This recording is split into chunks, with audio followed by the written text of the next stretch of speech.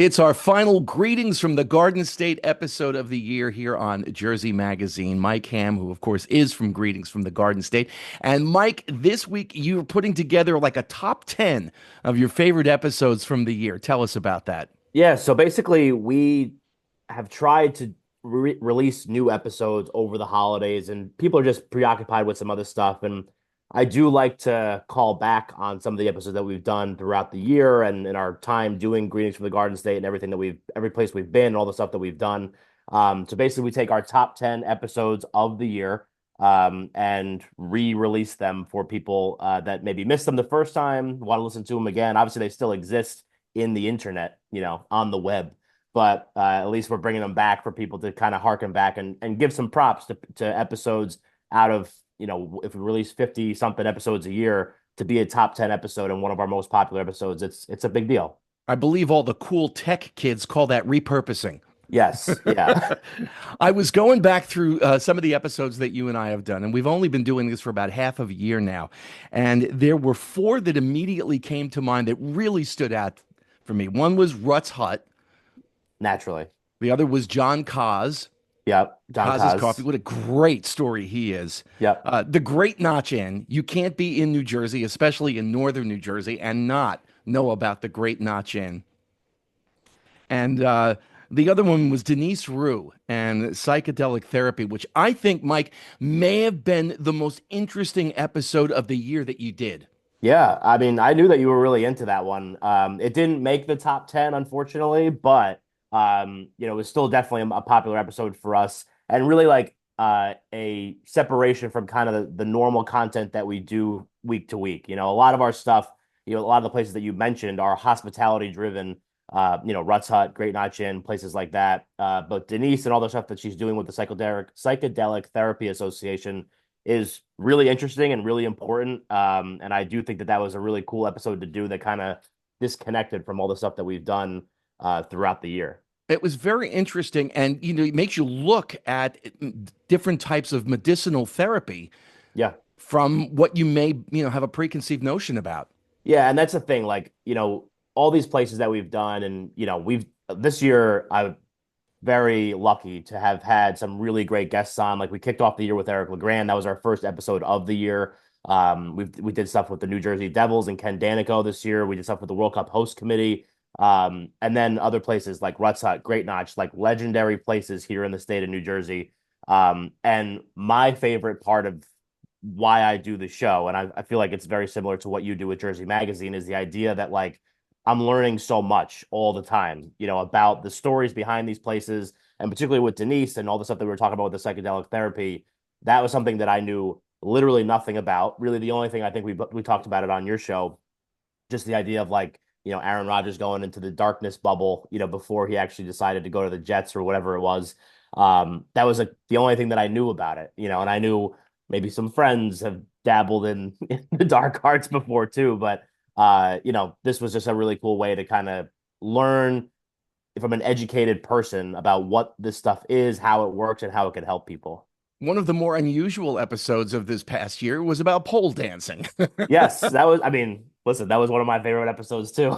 But no, but that one was great. And it just, again, like it's two small business owners that are just trying to find a place for people to feel welcome and connected and have fun and put on shows and all that. And I was after the episode that we recorded, I stayed for one of their shows and it was great. Like I think that's another thing, a lot of preconceived notions kind of coming into it. But at the same time, like the athleticism and just the physicality and what they're able to do and all that kind of stuff. It's incredible, and you don't realize like how in shape I'm not, like that's the difference there. But that was again like Taylor and Kim were awesome. The Creatures of Chrome and that one was a lot of fun too.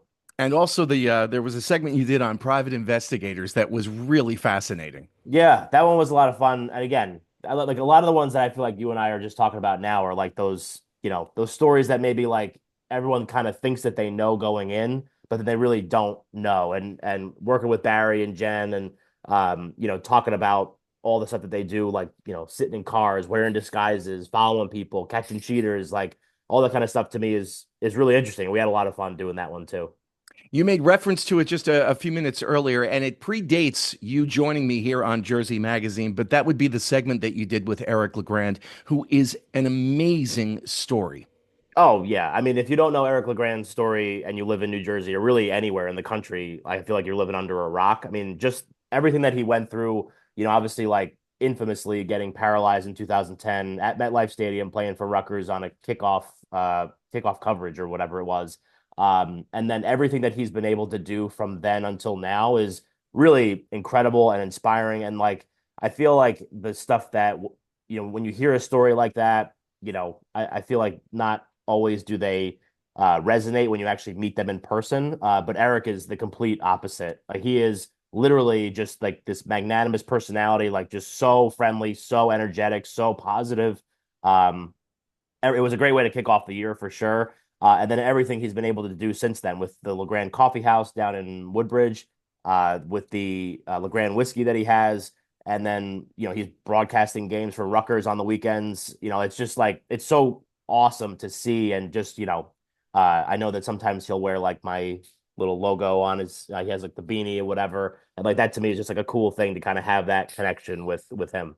To hear Eric tell his story, as he did in the one episode, and Coach Shiano is over him saying, "Eric, you need to pray," and Yeah. Eric thinking, "Oh my God, my life is ending."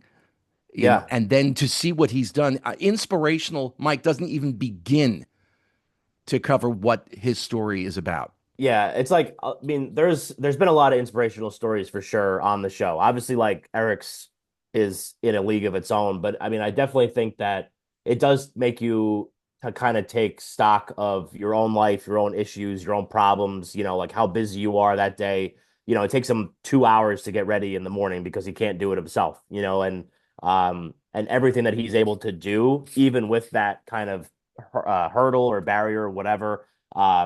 It's amazing. And I also want to give props to his mom too, because she was the one that drove him there that day, and she's very still involved in like his care and living with him and all that kind of stuff. So she was awesome, super friendly, and again, like it's someone can be inspiring, but then they also need a support system as well. And having that, I'm sure has been a big help for him too.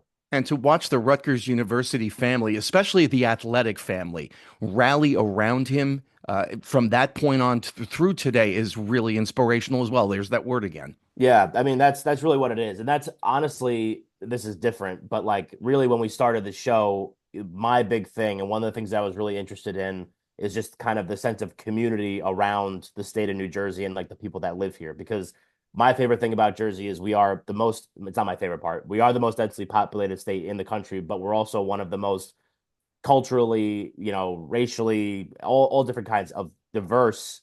We're one of the most diverse states in the country as well. So then you start putting all these people in a very confined space, and it's an interesting kind of sociological experiment, I guess, at times. But I do think it speaks to how amazing the communities in New Jersey are. You talk about the Rutgers community, you talk about, I mean, the hospitality community, you talk about all these different communities that kind of support each other and give each other, some help or assistance or whatever. And just being able to kind of tap into that a little bit over the last few years has been really one of my favorite things about the show. And really, I think kind of speaks to a lot of what makes Jersey great. And you can check out all of these stories on greetingsfromthegardenestate.com. Mike, thank you so much for joining us here on Jersey Magazine. Each week you bring us a really, really cool story, and I can't thank you enough. Absolutely, Jim. Thank you so much for having me and being a part of Jersey Magazine.